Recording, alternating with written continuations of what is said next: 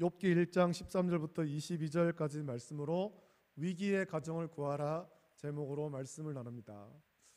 요즘에 보험이 참 많습니다. 여러분 보험 가입하셨습니까? 사람마다 보험이 다 있겠죠. 요즘 이제 보험 가입하는 권유 전화가 얼마나 많은지도 모릅니다. 낯선 전화번호, 예전에는 이제 특정한 전화번호, 뭐 070이나 이런 번호로 혹은 뭐 1588 뭐 이런 전화번호로 와서 이거 뭐 또 보험 가입하라는 거구나 해서 이제 안 받을 수 있는데, 요즘에는 일반적인 우리 휴대폰 전화번호로 오는 것도 많이 있습니다. 그래서 이게 무슨 전화지 하고 받다 보면은 보험 가입하는 권유 전화 그런 게 많습니다. 뭐 많은 얘기를 하죠. 좋은 치과 보험 있다, 뭐 좋은 실비 보험 있다, 또 뭐 좋은 상조가 있다, 뭐 이렇게 해서 이거 가입하라고 전화가 얼마나 많은지 모릅니다. 혹은 이렇게 유혹하죠. 선생님이 우량고객이라서 선생님에게만 알려드릴 아주 특별한 그런 좋은 상품이 있어서 전화했습니다. 그렇게 전화합니다. 들으면 참 솔깃합니다. 그 보험 가입하면은 어떤 문제가 생겨도 다 해결될 것처럼 그렇게 여겨집니다. 정말 그런 보험이 필요한 것 같고, 그래서 만일의 상황에 좋은 보장을 받고 싶은 그런 생각이 들기도 하죠. 근데 참 신기하게 여러분, 우리에게 어떤 문제가 생겼을 때 어디 아프거나 하면 꼭 우리가 보험 안 들었는데 해서 문제가 생기죠. 아픈 것도 보장이 되는 그런 것 말고 꼭 보장 안 되는 데서 몸이 아파요. 참 안타깝죠. 그렇게 많은 보험을 들어놨는데 참 이렇게 보험이 쓸모 없을 때가 많다는 겁니다. 사람들이 보험에 가입하는 이유는 만일의 상황에 내 인생에 그리고 가족과 사업에 어떤 문제가 생겼을 때 적절한 보상을 받기 위해서입니다. 그렇지만 보험은 발생한 문제에 대한 보상일 뿐이지 문제가 생기지 않도록 막아주지는 못합니다. 중국에서 이런 일이 있었답니다. 중국에는 사람이 많고 그러니까 좀 우리의 어떤 상식적이지 않은 그런 일들도 굉장히 많이 일어나는데, 중국에서 이런 일이 있었다는 거예요. 어떤 뉴스에 보니까 중국 어느 지역에서 한 20대 청년이 강간살인이라는 누명을 썼습니다. 강간살인의 그런 그 제목으로 체포됐습니다. 그리고 체포된 다음에는 법 집행이 아주 신속하게 이루어진 거예요.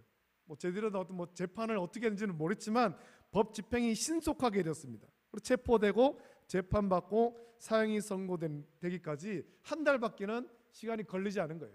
체포돼서 한 달 만에 재판 다 끝나고 법 집행까지, 사형 집행까지 진행됐습니다.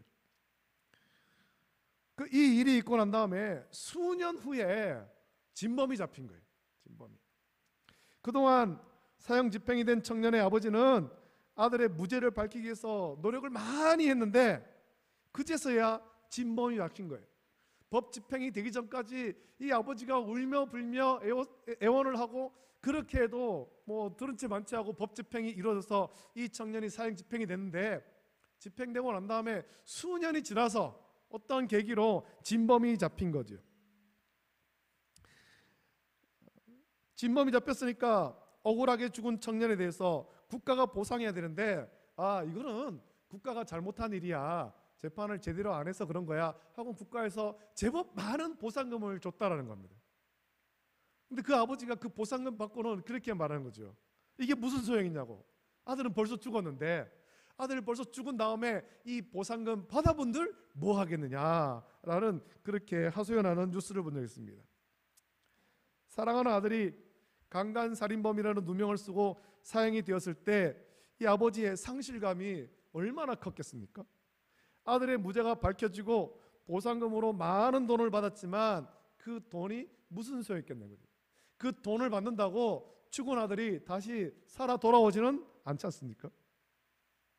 우리 인생에 또 가정과 사업에는 이것처럼 참 예상할 수 없고 우리의 힘으로 어떻게 해볼 수 없는 어려운 문제를 만날 때가 많습니다. 그 문제로 인해서 우리가 극심한 고통을 당할 때도 있습니다. 깊은 상실감에 빠질 때도 있다는 겁니다. 이런 문제가 여러분 인생과 여러분 가정과 또 여러분 사업에 닥친다면 여러분은 어떻겠습니까? 어떻게 그 문제를 대처하겠습니까? 오늘 욥기의 말씀 봅니다. 욥은 아브라함과 동시대의 사람으로 그렇게 추측을 합니다. 욥을 보면 욥은 참 부러울 것이 없는 삶을 살던 사람이었습니다. 그가 굉장히 큰 부자였고 그의 자녀도 10명이나 되었습니다. 오히려 사람들에게 존귀함 받고 살던 사람이었고 특히 욥은 하나님을 경외하는 사람, 믿음이 아주 좋은 사람으로 그렇게 소개합니다. 우리가 생각할 때 이렇게 믿음 좋은 사람, 하나님을 경외하는 사람, 이런 사람은 하나님 복을 줘야 되지 않겠습니까? 하는 일마다 잘 돼야 되지 않겠습니까? 아무 문제도 없어야 되죠. 사업도 잘 되고 자녀도 다 잘 자라고 가정이 평안하고 그래야 된다고 생각하는데 아무 근심 걱정도 없고 항상 기쁘고 평안하고 복된 삶을 살아야 된다고 생각하는데 그것이 정상이라고 생각하는데 욥을 보면은 그렇지 않은 거죠. 이렇게 부러움을 사는 욥의 인생에 돌이킬 수 없는, 또 욥이 어떻게 손 써볼 수도 없는, 감당할 수 없는 큰 문제가 생겼습니다. 오늘 본문 말씀 보면 욥에게 문제가 생기기 시작하는데 마치 쓰나미가 몰려오듯이 이 문제가 막 닥쳐오는 거예요. 욥에게 문제가 생기기 전에 어떤 신호가 있었던 것도 아닙니다. 경고가 있는 것도 아니에요. 당신이 지금 좀 큰 위기에 처했으니까 이런 준비를 해야 됩니다. 이런 경고가 있는 것도 아니었습니다. 13절 보니 욥과 그의 자녀들은 아주 평안한 시간을 보내고 있었습니다. 아주 평안하게 일상적으로 자녀들이 모여서 음식을 먹고 포도주를 마실 때 예상하지 못한 때 문제가 생기기 시작한 거예요. 먼저 소와 나귀를 맡고 있던 사환이 급하게 달려와서 문제를 알리죠. 14절 15절 보면 사환이 욥에게 와서 아뢰되 소는 밭을 갈고 나귀는 그 곁에서 풀을 먹는데 스바 사람이 갑자기 이르러 그것들을 빼앗고 칼로 종들을 죽였나이다. 나만 홀로 피하였으므로 주인께 아래로 왔나이다 라고 말합니다. 처음에 말하는 상황을 보십시오. 소는 밭을 갈고 나귀는 그 곁에서 풀을 먹는 아주 평안한, 걱정이 없는 평안한 때 아닙니까? 근데 갑자기 어디서 나타난지 알 수 없는 스바 사람들이 나타나서 다 빼앗고 다른 종들 다 죽이고 한 사람만 살아서 그 소식을 알리는 거예요. 갑자기 재산상의 큰 손해를 보게 된 겁니다. 성경을 보면 욥에게는 소와 나귀가 아주 많았는데 욥기 1장 3절을 보면 욥이 소유한 소가 500결이요 암나귀가 500마리다 그렇게 말합니다. 소의 단위로 이 말씀한 결이는 2마리의 소가 한 쌍을 이뤄 쟁기를 끌거나 일할 때 그걸 결이라고 말합니다. 그 말은 욥이 소유한 소가 1000마리라는 거죠. 황소 한 마리의 가격 요즘에 얼마나 하는지 모르겠습니다. 한 500만 원이라 칩시다. 500만 원이라 쳐도 지금 욥이 소유한 소가 1000마리면 그 가격이 어마어마하지 않습니까? 근데 그 어마어마한 재산을 한순간에 다 잃어버린 거예요. 사람들은 재산상의 큰 손해를 보았을 때 삶의 소망도 또 잃어버리는 그런 사람들이 간혹 있습니다. 욥은 하루아침에 소 1000마리와 나귀 500마리를 뺏겼습니다. 단 한 마리의 가격도 받지 못하고 도둑들에게 빼앗겨 버린 거예요. 얼마나 큰 충격이겠습니까? 욥이 그 많은 소와 나귀를 모으려고 그동안 얼마나 부지런히 살았고 열심히 모았겠습니까? 근데 한순간에 뺏긴 거예요. 근데 더 놀라운 것은 이 충격이 가기도 전에 다른 한 사람이 또 들어와서 소식을 전하죠. 16절에 그가 아직 말하는 동안에, 17절에도 그가 아직 말하는 동안에, 18절 말씀에도 그가 아직 말하는 동안에 라고 말합니다. 이 마음을 진정시킬 새도 없이 또 다른 종이 와서 또 다른 사고의 소식을 전하고 마지막에 왔는 종은 당신 아들 자녀들 다 죽었다고. 욥이 채 그 마음을 진정시키기도 전에 연달아 문제가 터지는데 그의 많던 소유물이 하루아침에 다 빼앗기고 불탔습니다. 재산만 없어진 것이 아니라 가족에게도 문제가 생겼는데 사랑하는 10명의 자녀가 한날 한시에 다 죽어버린 거예요. 그들이 죄를 지어서 하나님께 심판받아가지고 죽은 것이 아니라 그 말씀 보면 욥이 자녀들의 신앙을 위해서 얼마나 기도하고 얼마나 애썼습니까? 그런데도 그들이 한날 한시에 이 집에서 평안하게 그렇게 생일 파티하고 있다가 기둥이 무너져가지고 다 죽어버린 거예요.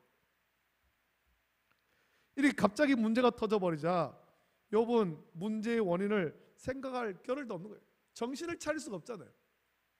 갑자기 멍해지는 것 아닙니까? 큰 충격을 받아서 도대체 어디서부터 어떻게 문제를 수습해야 될지 알 수 없는 그런 지경에 이른 겁니다. 나중에 그 뒤에 말씀 보면 욥에게는 한 가지 문제가 더 생기죠. 건강하던 몸에 병이 생깁니다. 병이 생겨요. 그래서 깨진 기와장으로 그 몸이 가려가지고 몸을 퍽퍽 끓고 있으니까 그 아내가 와가지고 당신이 이래도 하나님을 섬기겠냐고, 하나님 욕하고 죽어버리라고, 그 지경까지 가지 않습니까? 욥의 인생에 폭탄이 터졌습니다. 폭탄. 우리가 혹시 이렇게 문제가 터졌을 때, 문제가 생겼을 때, 야, 이거 폭탄 터졌다, 이런 표현을 쓰는데 욥에게 터진 폭탄은 이거 상상을 초월하는 폭탄 아닙니까? 하나 터져버린 것도 힘든데 연달아서 막 계속 터집니다. 그리고 욥의 모든 것이 다 무너졌습니다. 하루아침에 재산 다 없어지고 거지가 됐죠. 욥이 동방의 큰 자, 부자였는데 소유물이 다 없어진 거예요. 그래 그나마 가족이 있으면 가족과 함께 힘을 합쳐가지고 다시 일어나겠는데 자녀도 다 죽어버렸어요. 욥의 상황은 눈물이 마를 새도 없이 흘러내리던 것이었고 더 이상 울 힘도 없을 정도로 극심한 고통과 슬픔, 상심감을 느끼는 상황이었습니다. 머리가 멍해지는 거죠. 여러분, 이 상황은 욥의 상황만 아닙니다. 뭐 어떤 그 문제의 크기는 좀 다르겠습니다만 오늘 우리의 가정에도 이와 비슷한 문제들이 얼마든지 일어날 수 있다는 겁니다. 크고 작은 문제가 우리의 가정에 일어납니다. 우리의 삶이 힘겨운 삶이죠. 많은 문제를 안고 살아갑니다. 경제적인 위기, 건강의 위기, 가정의 위기 가운데 마치 살얼음판 위를 걷는 것처럼 위태로운 삶을 우리가 살아갑니다. 오늘날 또 얼마 전에도 제가 노회 목사님과 만나가지고 얘기를 나누면서 그런 얘기를 했습니다. 요즘 세상은, 요즘 젊은이들의 생각 속에는 가정에 대해서 그렇게 중요하게 생각하고 있지 않는 것 같다. 결혼에 대해서, 가정을 지키는 것에 대해서 그게 그렇게 중요하게 생각하지 않는 것 같다. 결혼도 잘 안 하지만 결혼을 해도 조금만 서로 간에 어떤 의견이 충돌이 일어나고 마음이 맞지 않으면 언제든지 돌아설 그런 삶을 사는 것 같다. 그런 얘기했습니다. 지금 시대가 그렇습니다. 우리가 생각하는 전통적인 가정의 행복, 그것보다는 개인의 자유와 개인의 행복, 이것이 오늘날 젊은 세대에게 더 중요한 가치가 되어버린 거예요. 그래서 가정이 너무 많이 해체되고 있는 거죠. 가정의 위기 상태에 살아갑니다. 여러분, 참 위태롭지만 그래도 그 살얼음이 안 깨지고 안 터지고 건널 수 있으면 좋겠지만 그 상태로 걸어가고 있다면 언젠가는 그 얼음은 깨져버리고 깊은 물 속에 빠질 수밖에 없는 겁니다. 이런 위기의 상황에서 우리는 어떤 삶의 태도를 가져야 되겠습니까? 세상에 많은 사람이 이런 위기를 극복하지 못합니다. 너무 힘들고 어려워서 이제 그만 이 고통을 끝내고 싶다. 이 가정의 위기, 맨날 긴장 속에 살아가는 이 가정, 이거 그만 끝내버리고 싶다. 그렇게 하는 사람이 많은 거예요. 현실에서 도망치고 때로는 손을 놓고 망연자실하게 살아가는 사람, 아니 뭐 될 대로 되라 라고 살아가는 사람도 많습니다. 그리고 이 위기와 고통의 무게를 도저히 감당하지 못하고 심지어는 극단적인 선택을 하는 사람도 간혹 뉴스를 통해서 우리가 듣고 있습니다. 쇼윈도 부부라는 말이 있습니다. 겉으로 보기에는 아주 화목한 것 같아도 또 사랑하는 것 같지만 마치 어떤 판매와 홍보를 위해서 쇼윈도에 진열해 둔 아름다운 성품처럼 포장된 부부가 있다는 거죠. 정작 부부끼리는 속이 골마서 터질 지경인데 사람들에게 좋은 모습을 보이려고 안간힘을 쓰는 거예요. 보통 연예인 부부들 중에 이런 부부들이 간혹 있는 것 같습니다. 방송에 나와서 보여주니까 방송에서는 정말 행복한 것 같고 정말 사랑한 것 같은데 속에서는 골마 터지고 있는 거죠. 카메라가 꺼지고 나면 서로 눈도 마주치지 아니하고 각자 갈 길 가는.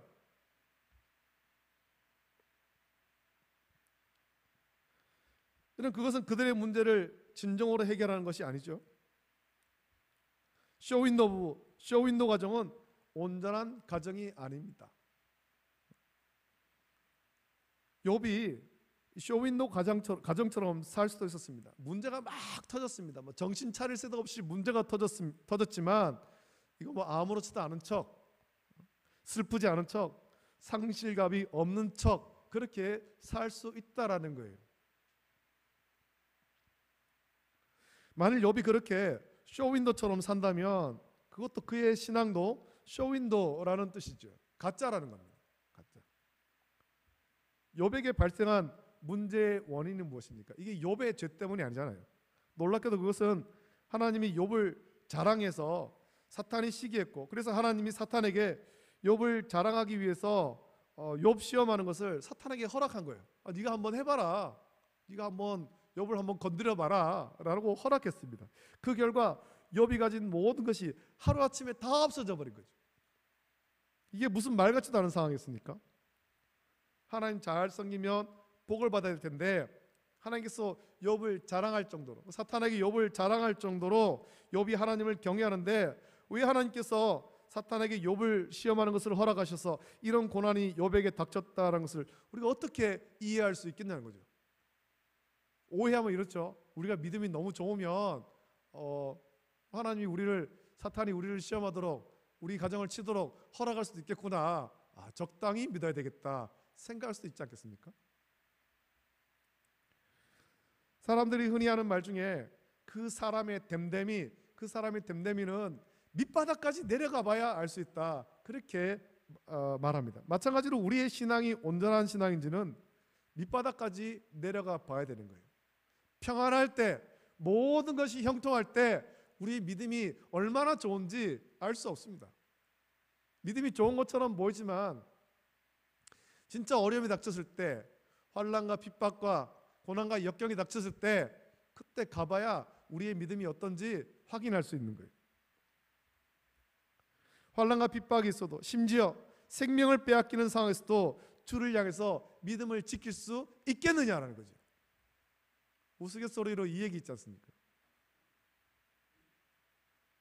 6.25 때 북한군이 쳐들어 내려와가지고는 사람들을 잡아갑니다. 막 잡고 그리고 막 죽이려고 하는데 마을 사람들 쭉 불러놓고 좀 똑똑한 사람, 또 예수 잘 믿는 사람 잡아가지고 다 죽이려고 하는 거예요. 한 사람 묻습니다. 당신 직업이 뭐요? 묻는 거예요. 묻는데 저 뒤에 보니까 목사님이 계신 거예요. 목사님. 순서가 돌아온 거죠. 공산군이 묻습니다. 당신 직업이 뭐요? 그 앞에 다른 사람이 있었는데 그 사람은 목수였어요. 목수.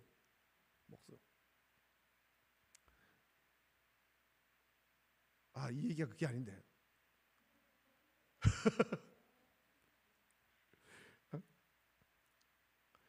그 순서가 좀 헷갈리면 이렇게 됐어요. 공산군이 내려가지고 묻는 거예요. 당신 직업이 뭐요? 라고 물으니까 당신이 물으니까 그 목수가 말한 거죠. 나는 목수야. 그러니까 그 공산군이 목사.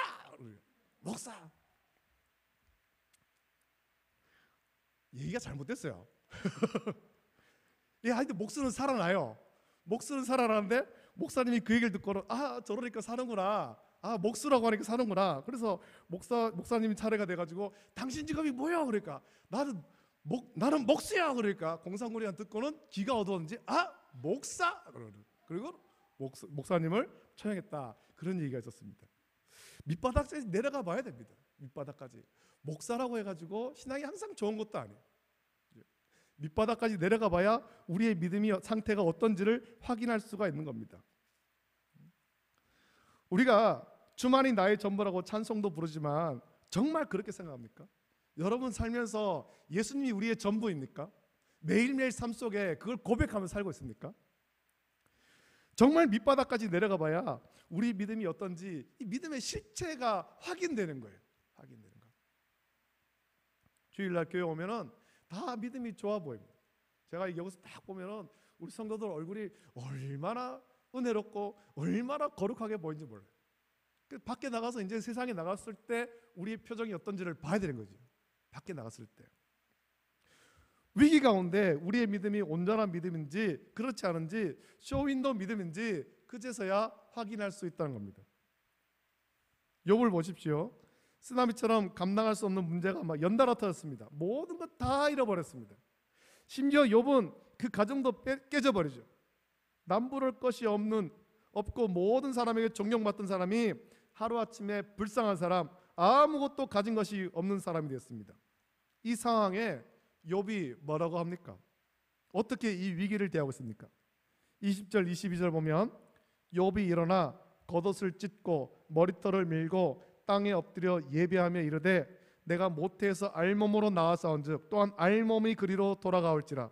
주시니도 여호와시요 거두시니도 여호와시오니 여호와의 이름이 찬송을 받으실지니이다 하고 이 모든 일에 욥이 범죄하지 아니하고 하나님을 향하여 원망하지 아니하니라 라고 말씀합니다. 욥이 그냥 아무렇지도 않은 척 그렇게 지낸 것이 아닙니다. 욥은 지금 큰 상실감에 빠졌지만 내가 이 일로 범죄하지 않겠다라는 결단인 겁니다. 그냥 쇼윈도의 진열된 상품처럼 그냥 예쁘게 포장만 하고 아무 일도 아닌 것처럼 그냥 그렇게 지내자, 그것이 아니에요. 주시니도 여호와시요 거두시니도 여호와시다. 하나님께서 나에게 주셨다가 하나님께서 도로 가져가셨다. 그래서 나는 하나님을 원망하지 않겠다라는 믿음의 고백인 것입니다. 내가 이 상황 속에서도 내 믿음을 잃지 않겠다. 이 믿음의 고백인 거죠. 위기 앞에 욥이 택한 것은 하나님 앞에 엎드려서 예배하는 것이었습니다. 그것은 이 위기의 상황에 오직 의지할 분은 하나님밖에 없다라는 믿음의 고백인 거예요. 가정의 위기가 닥쳤고 삶의 위기가 닥쳤을 때 이 위기를 해결하기 위해서 사실 이 위기를 해결할 수도 없지 않습니까? 욥이 해결할 수도 없습니다. 이 위기 가운데 욥이 할 수 있는 최선의 방법은 하나님 앞에 나가서 엎드려서 기도하는 거예요. 예배하는 거예요. 그 예배를 통해서 욥은 하나님의 위로받기를 원했고 또 자기의 믿음을 지키기를 결단하는 것입니다. 욥은 이 고백을 통해서 모든 주권, 내 인생의 모든 주권, 살고 죽는 생명의 주권도 하나님께 있음을 욥이 고백하는 거죠. 하나님을 찬송하며 하나님 앞에 조금이라도 죄를 짓는 어리석은 행동을 하지 않은 것입니다. 이것이 하나님께서 욥을 자랑할 수밖에 없는 이유인 겁니다.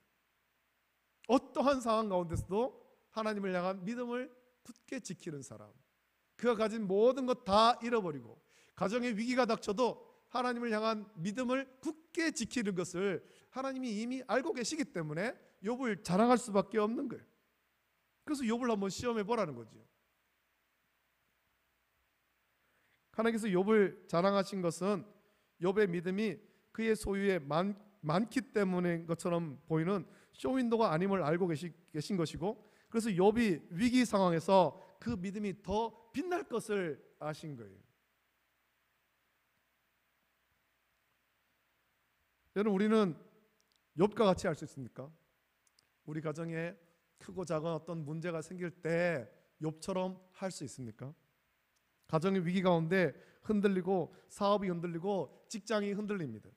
모든 것이 무너질 것 같은 살얼음판 위를 걷고 있을 때, 또 헤어나올 수 없는 깊은 수렁 속으로 점점 빠져들어가고 있을 때, 곧 내 숨이 막혀버릴 것만 같은 상황 속에서 하나님을 온전히 예배할 수 있느냐는 겁니다. 우리가 다 연약해서 우리의 힘과 노력으로는 도저히 그 위기와 문제 가운데 하나님 앞에 나와서 예배 드릴 수 없습니다. 우리의 가정이 무너지고 사업이 무너지고 직장이 무너지며 자녀들이 무너진 것을 보면서 하염없이 눈물만 흘리다가 하나님을 알지 못하는 불신자처럼 극단적인 그런 삶을 사는 사람도 많이 있습니다. 저와 여러분이 해야 할 일은 다만 이 위기와 문제 가운데 연약한 우리를 도우실 하나님을 찾는 것 외에는 할 수 없습니다. 우리는 연약하죠. 우리는 날마다 무너지는 거예요. 하나님의 위로를 구하고 하나님이 일하심을 구하는 것 외에는 저와 여러분이 할 수 있는 것이 아무것도 없는 거예요. 하나님의 위로와 일하심을 구하는 것은 오늘 본문에서 욥과 같이 모든 주권과 통치권이 하나님께 있음을 고백하는 것에서부터 시작하는 것입니다. 그리고 그런 우리의 심령에 성령께서 찾아와 위로하시고 은혜를 주십니다. 그리고 마침내 우리를 사랑하사 일하시는 완전하신 하나님께서 우리의 모든 위기와 문제를 담당하시고 회복시켜 주실 것입니다. 욥기의 마지막을 보면 욥의 모든 것을 하나님께서 회복시켜 주시고 또 더 큰 복으로 채워 주시는 것을 볼 수 있습니다. 욥이 끝까지 그의 믿음을, 순결한 믿음을 지켰기 때문에. 오늘날 가정의 위기의 시대에 살고 있지 않습니까? 가정을 이루기도 어렵고 만들어진 가정을 지키는 것은 더 어려워진 시대를 살아갑니다. 평안해 보이는 가정도 그 안에는 우리가 알지 못하는 크고 작은 문제들로 참 곪고 아파하는 그런 문제들이 있습니다. 문제가 있으면서도 그 문제를 굳이 감추려 하고 아무런 문제도 없는 것처럼 포장하려다가 속으로 골마 마침내 터져버릴 때는 걷잡을 수가 없는 거예요. 여러분, 여러분의 가정에 위기가 있습니까? 문제가 있습니까? 사업과 직장에 그리고 자녀의 어떤 그 문제가 있습니까? 그렇다면 그 위기의 문제를 가지고 우리는 더 하나님 앞에 엎드려야 될 것입니다. 이 5월달을 보내면서, 가정의 달을 보내면서 우리가 우리 가정이 이 위기의 상황 가운데서 우리 가정을 지켜주십시오, 우리 가정을 견고하게 세워주십시오, 하나님 앞에 엎드려서 기도해야 되는 거예요. 더 간절히 기도해야 되는 거죠. 자녀들을 위해서 더 많이 기도를 해야 되는 것입니다. 연약한 우리를 도우시는 완전하신 하나님의 주권과 통치를 인정하고 위기로 인해서 가슴 졸이며 살지 말고 하나님 주시는 위로와 평안을 온전히 누릴 수 있기를 원합니다. 그리고 그 하나님을 온전히 찬양함으로 하나님께서 우리를 위해서 일하사 모든 위기와 문제가 해결되고 회복되는 은혜를 온전히 누리는 우리 모든 성도와 가정 되시기를 예수님의 이름으로 축복합니다.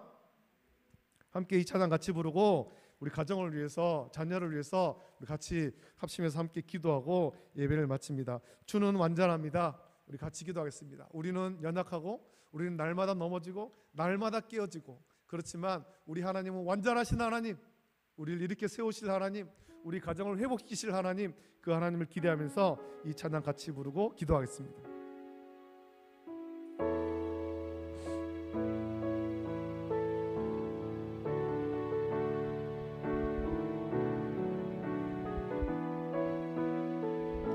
주여 우리 연약합니다. 주여 우리 연약합니다. 우린 오늘을 힘겨워합니다. 주 뜻 이루며 살기에 부족합니다. 우린 연약합니다.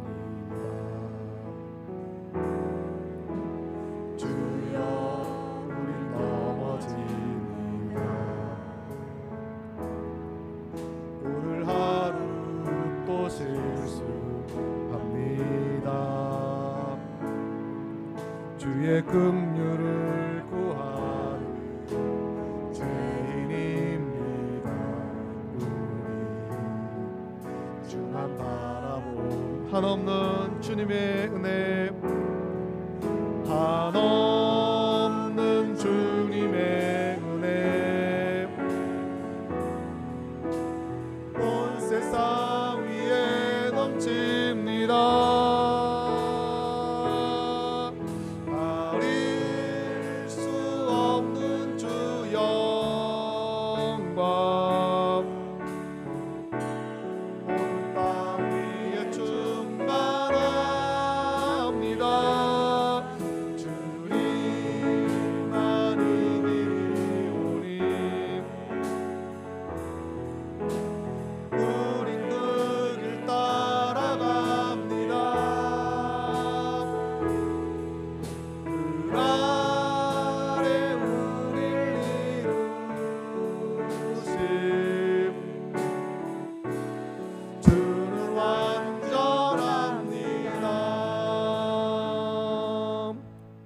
우리 함께 말씀을 묵상하시면서 우리 가정을 위해서 같이 기도하길 원하고 자녀를 위해서 같이 기도하길 원합니다. 하나님, 우리 가정 가운데 또 우리의 사업 가운데 다 알지 못한, 또 다른 사람들에게도 말하지 못한 크고 작은 문제들이 있습니다. 이 문제로 이런 내 마음이 힘들때 주님 긍휼을 베풀어 주시고, 또 이 문제를 인해서 지치 않게 해달라고 같이 기도하시고, 또 완전하신 하나님께서 우리의 그 문제를 가지고 하나님께 기도할 때 그 문제를 해결해 주시옵소서 같이 기도하길 바랍니다. 특별히 자녀를 위해서 이 시간에 간절히 기도합니다. 우리 자녀들을 위해서 같이 기도할 때 하나님, 우리 자녀들 앞길을 주께서 선하게 인도해 주시기를 원합니다. 믿음의 길로 인도하시고, 또 학업 가운데 지혜와 명철 주시고, 직장생활 가운데 복을 허락하여 주시기를 원하고, 특별히 우리 교회 청년들 이제 배우자를 만나고 또 믿음의 가정을 세워가야 될 텐데, 믿음의 배우자 만나서 믿음의 가정 세워갈 수 있도록 그래서 그 길들을 선하게 인도해 달라고 이 시간에 가정과 자녀를 위해서 합심하여서 함께 기도하겠습니다. 거룩하신 아버지 하나님 감사합니다. 이 시간에 우리 함께 모여서 우리의 가정과 우리 자녀를 위해서 기도할 수 있는 시간 주심을 감사함을 드립니다. 아버지 하나님, 이 시간에 아버지 하나님 우리 가정을 위해서 기도합니다. 우리 가정 안에 참 우리가 다 말하지 못하는 크고 작은 문제들이 있습니다. 아버지 하나님, 그 문제로 우리가 때나 아버지 하나님 마음 힘들고 어려울 때도 있습니다. 주여 우리를 불쌍하시고 긍휼히 주시옵소서. 아버지 하나님, 그 문제로 참 눈물을 흘리며 기도할 때 우리의 기도를 들으시고 응답하사 우리 가정의 문제를 하나하나 풀어주시기를 원하고, 또 아버지 하나님 그 문제로 인해서 우리 믿음이 흔들리지 않도록 주여 우리를 지켜주시기를 간절히 소원하옵나이다. 가정이 평안하게 하시고, 또 우리의 사업장이, 우리 직장생활이 평안할 수 있도록 복내려 주시옵소서. 특별히 우리 자녀를 위해서 같이 기도합니다. 아버지 하나님, 세상이 험악하고 아버지 하나님 자녀들의 앞길 가운데 참 아버지 하나님 많은 유혹과 죄의 유혹이 있고 세상의 유혹이 있는데, 이런 유혹 가운데 우리 자녀들이 흔들리지 않도록 붙잡아 주시옵소서. 믿음으로 살아갈 수 있도록 복내려 주시기를 원합니다. 아버지 하나님, 특별히 학업 중에 있는 우리 자녀들에게 지혜와 명철 허락하여 주시고, 직장생활 가운데 있는 우리 청년들에게 아버지 하나님 직장생활 가운데 아버지 하나님 복된 삶이 되게 하는 소로며, 직장에서 아버지 하나님 좋은 사람들 잘 만나서 직장생활이 즐겁게 하여 주시옵소서. 취업을 준비하고 있는 청년 있습니까? 아버지 하나님 임용고시를 준비하는 청년 있습니다. 아버지 하나님 그 앞길 가운데 은혜를 주시사 좋은 직장 허락하여 주시고, 또 아버지 하나님 임용고시 좋은 결과 있도록 주여 복 내려 주시옵소서. 아버지 하나님, 특별히 우리 청년들 이제는 아버지 하나님 결혼을 해야 될 텐데 좋은 믿음의 배우자를 주여 허락하여 주시기를 원합니다. 믿음의 배우자를 허락하여 주시고 믿음의 가정을 세우고 아버지 하나님께 영광 돌리는 우리 청년들 될 수 있도록 복 내려 주시기를 원합니다. 아버지 하나님, 우리 가정과 아버지 하나님 가정 해체 속에 위기 속에 살아갑니다. 우리의 성도들의 가정은 아버지 하나님 견고하게 세워주시고, 아버지 하나님 오래 만들어질 우리 가정들이 더욱더 믿음 가운데 온전히 설 수 있도록 복 내려 주시옵소서. 이 5월 한 달 동안에 가정을 위해서 자녀를 위해서 더 많이 기도하고 하나님 긍휼을 구하는 우리 성도들 될 수 있도록 복 내려 주시기를 간절히 소원하옵나이다. 은혜를 베풀어 주시옵소서. 감사합니다. 아멘. 거룩하신 아버지 하나님, 사랑과 은혜를 감사합니다. 5월이 시작되고 가정의 달 첫째 주일을 맞아요 하나님께 예배하게 하심을 감사합니다. 아버지 하나님, 오늘날 이 사회는 가정의 위기 속에 살아갑니다. 가정의 해체 속에 살아갑니다. 많은 가정이 이제는 그 가정을 더 이상 유지하지 아니하고 가정을 깨뜨리고, 또 아버지 하나님, 오늘날 많은 젊은이들이 가정 이루기를 주저하고 있습니다. 아버지 하나님, 이런 위기 속에서 우리의 가정을 견고히 지켜주시기를 원합니다. 우리 성도들의 가정을 지켜주시사 우리 살면서 가정 안에 크고 작은 문제가 있겠지만 우리의 모든 주권이, 통치권이 하나님께 있음을 고백하면서 하나님께 그 모든 문제를 맡기고 하나님을 통해서 그 문제를 풀어갈 수 있도록 은혜를 베풀어 주시옵소서. 아버지 하나님, 우리 성도들 가정이 복되게 하시고, 특별히 아버지 하나님, 우리 자녀들을 위해서 같이 기도합니다. 우리 청년들을 위해서 같이 기도합니다. 아버지 하나님, 우리 자녀들에게 믿음을 덧입혀 주시며 이 약한 세상 가운데 믿음으로 살아갈 수 있도록 복 내려 주시옵소서. 학업 중에 있는 자녀들에게 아버지 하나님 지혜와 명철의 복을 덧입혀 주시고, 직장생활 중에 있는 우리 청년들에게 은혜를 베풀어 주시사 직장생활이 복되게 하여 주시옵소서. 좋은 직장 동료들과 아버지 하나님 직장생활 즐겁게 할 수 있도록 복 주시기를 원합니다. 직장을 구하고 있고 또 임용고시를 준비하는 청년이 있습니까? 아버지 하나님, 그들에게도 지혜와 명철 주시고 또 좋은 길들을 열어 주시기를 원합니다. 아버지 하나님, 특별히 우리 교회 청년들 많이 있습니다. 결혼을 하고 또 가정을 이뤄야 될 청년들도 있는데 아버지 하나님, 좋은 믿음의 배우자를 허락하여 주시옵소서. 믿음의 배우자를 허락하셔서 믿음의 가정을 함께 세워가고 이 가정이 해체되는 이 시기에 하나님 섬기는 가정이 어떠한 복을 받는가 우리 청년들의 가정을 통해서 하나님 세상에 알릴 수 있도록 은혜를 베풀어 주시기를 원합니다. 좋은 믿음의 배우자 허락하시고 함께 믿음 생활 잘할 수 있도록 복 주시옵소서. 아버지 하나님 이 5월 한 달 동안에 가정을 위해서 더 많이 기도할 수 있도록 은혜 주시기를 원합니다. 감사합니다. 거룩하신 예수님의 이름으로 기도합니다. 아멘. 우리 주님께서 가르친 기도로 예배를 마칩니다. 하늘에 계신 우리 아버지여, 이름이 거룩히 여김을 받으시오며 나라가 임하시오며 뜻이 하늘에서 이루어진 것 같이 땅에서도 이루어지이다. 오늘 우리에게 일용할 양식을 주시옵고 우리가 우리에게 죄 지은 자를 사하여 준 것 같이 우리 죄를 사하여 주시옵고 우리를 시험에 들게 하지 마시옵고 다만 악에서 구하시옵소서. 나라와 권세와 영광이 아버지께 영원히 있사옵나이다. 아멘.